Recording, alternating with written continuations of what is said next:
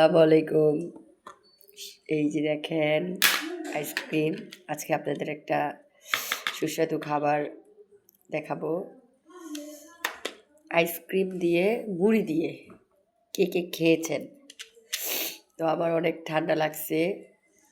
আজকে আমি ঠান্ডার মধ্যে আইসক্রিম দিয়ে মুড়ি দিয়ে আরেকটু ঠান্ডা লাগাবো। এই যে দেখেন সেই সেই স্বাদ। আমি একটু খেয়ে দেখাই।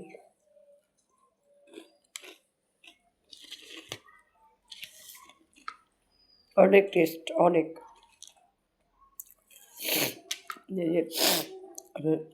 আমার অনেক ঠান্ডা, তো আমাকে একটু দেখাও।